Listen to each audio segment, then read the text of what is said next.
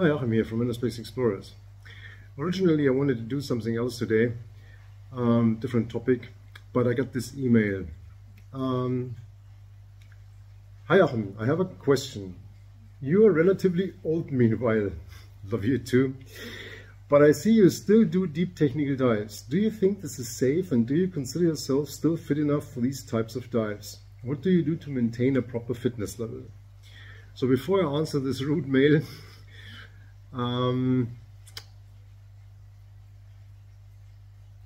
let's talk about fitness in diving in general, and what is fit, and how fit do you have to be to do certain types of dives, etc. Before we get into this, if you like my channel, please hit the like button and subscribe. And if you subscribe, don't forget to click the little notification bell so you get an update when I upload new content. So, fitness in diving. In recreational diving, also in our manual, it clearly says you should be able to handle your gear. Fair enough. So, obviously, that cannot be enough for technical diving, but it's really hard to set a standard there. I mean, what do you do? I mean, body mass index, or how fast or how long somebody can run or swim or whatever. So we have these fitness tests in ISE that, I mean, I personally hate running, for example, but I can swim all day long. So yeah, what do you consider fit? So as I said, recreational diving, I always said that if you can handle your gear, you can go. In technical diving, yeah, there should be a bit more, right? I can remember I had a female student for a recreational diving class, and she could not lift a 12-liter tank. It was a super small, tiny person, and she just couldn't do that. But generally, she was fit. So what do you do with this person? You can't dive.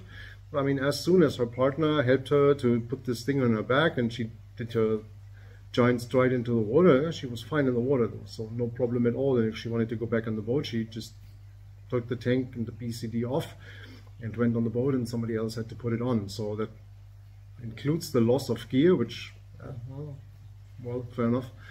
But, I mean, would it be okay to tell that person, no, you can't dive because you can't carry that tank? Hard to tell. And so in the end, she did her course, she did it very well, and I think she's still diving today. So in technical diving, that would be no option in my opinion. So obviously there needs to be more. So as this question came up, what I do and what I consider enough for myself, I think there's a fine line between fitness and stubbornness. So I personally like to challenge myself. So I'll give you an example. My patrons know this project. So I have a silver project here going on. And that place you can only access with a boat or a kayak. So you can't go with a boat there. So I go with a kayak. And it takes about 40 to 45 minutes to paddle there. In summer, you can only do it at night. In winter, you can do it, and it's not because it's illegal or something like that. It's just you don't want 100 people to watch you doing it, because everybody would know that there's something interesting. So obviously, you want to do this when there's not too much audience. And so in winter, it's pretty challenging. It's freezing cold. I mean, you have a snowstorm, whatever. I think I made a video for my patrons when I was on the boat doing it. And so I drive about an hour there, then it's, yeah, I have to carry the equipment plus the kayak about 150 meters, then it's paddling for 40-45 minutes, then you do a 1-hour dive with your oxygen rebreather, and then the whole thing in the other direction. So right now, if I do this, I do it at night, which means I'm in my workshop, I come home, I'm like, I can't sleep anyway, and I do this. So that's a like 5 to 6 hour round trip altogether. So when I come home, it's like 4 or 5 in the morning, sleep for 2 hours, go back to my workshop.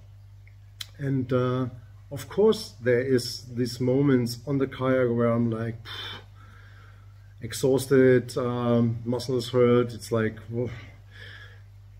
And then you have to slug through that. And that's what I like. I have to challenge myself. Like, giving up is no option. You have to go. You have to go. You have to finish this. There's no way to stop. And it hurts and it's uncomfortable. And that's basically what I like. So don't get me wrong. It's not about the pain. I always say pain is your friend. But it's the fact that you can push your body beyond its limits. I'm also a big believer in keeping your body in a certain alert mode. I don't know how to explain it different. So I usually never sleep more than 3 or 4 hours. I think you should not eat till you're full. You should stay a little bit hungry. And you should always go to the limit. That's how I live. And I think I live good with that. And my feeling is that my body is always in this, it's not in an emergency mode, but my body is always like, not optimal. So we have to stay in a defensive mode. And I think this is a good motor to drive me, but that's very subjective. That's me. That's how I live. That's what I think is good for me. So I'm not telling you to do that. But I don't smoke, I don't drink any alcohol, and obviously I have a daily job that is challenging me physically. I have this restoration business, blah, blah, blah, blah. So I'm running around all day working with tools. So it's not like I'm sitting on a desk typing all day long. So if you have a job like that, that's obviously different. But I could never see myself going to a gym or something like that. I would find this super boring. So yeah, I'm physically working out basically all day long. And in my spare time, I do these dives. I go kayaking a lot, not only for this project, but yeah, in my spare just to enjoy that. But I always had an issue doing something for the sake of doing it. Like I go running for the sake of running. I go swimming for the sake of swimming. If I go swimming, I want to swim somewhere. If I want to go kayaking, I go kayaking because I want to watch something, some animal, enjoy some nature, check out a new river or whatever. I could not go into a pool, for example, and paddle there. It wouldn't make any sense for me at all. So if you want to know more about this philosophy, there is a gentleman, David Goggins, who wrote a book, Stay Hard. I'll put a link in the description of the video. Check him out. I mean, I'm a complete sissy compared to this guy, but he's a great motivation and kind of the messiahs of how to stay hard, how to slug through things. So I can heavily recommend that. It's also available as an audiobook, and he's reading it himself and discussing things in between chapters. So really, really cool. So if you're interested, check it out. And yeah, the fitness regarding technical diving, it really feels hard for me to draw a line and say, okay, till here you're not fit enough, from here on you're fit enough.